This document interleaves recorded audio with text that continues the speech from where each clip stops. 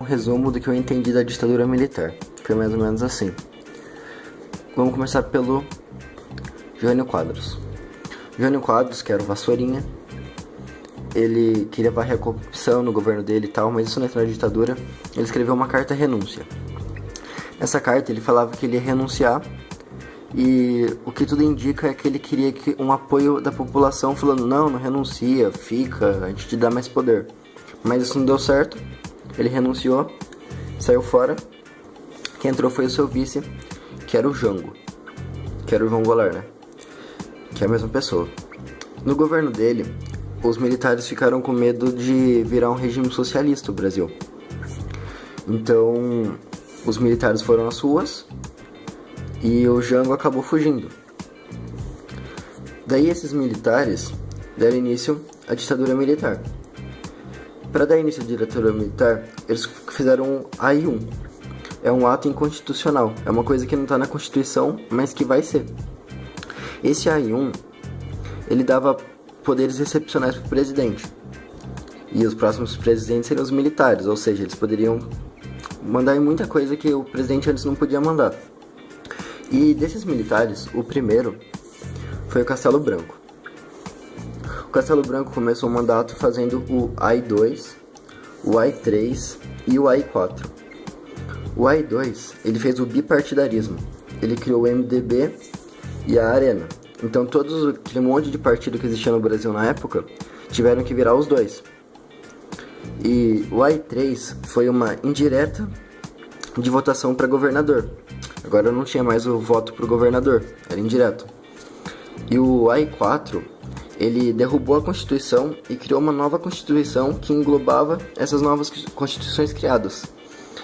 E dele é só isso.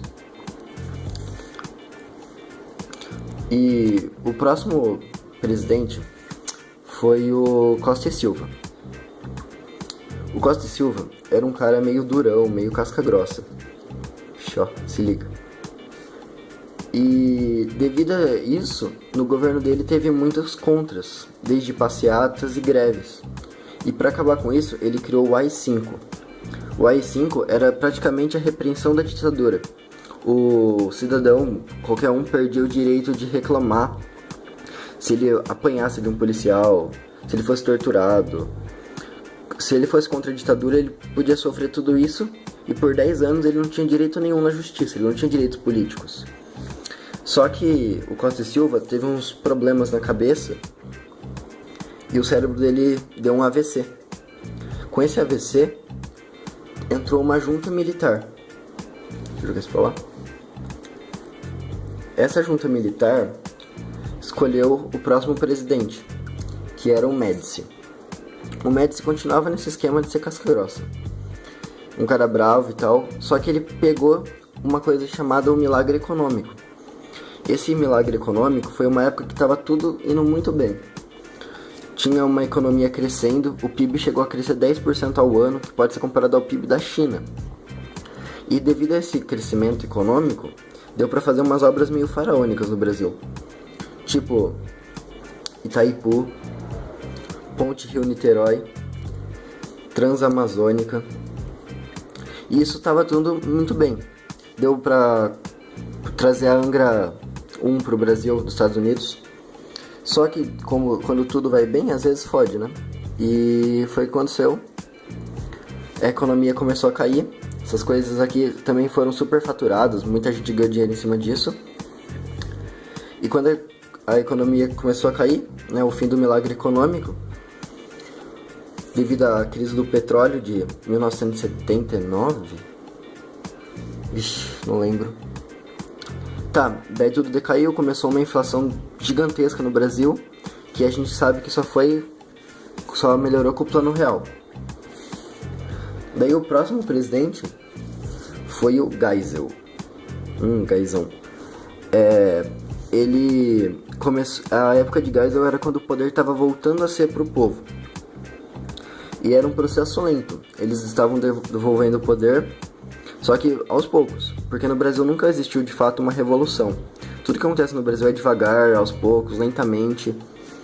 E isso fez com que a oposição negócio de devolver o poder, matasse o Vladimir Herzog, aquele jornalista que morreu na época, tipo, uma alturinha assim do chão. O pé dele era só ele pôr o pé no chão que ele não se enforcava. E todo mundo sabe que ninguém consegue se matar. Se você tenta se matar, seu corpo automaticamente não deixa.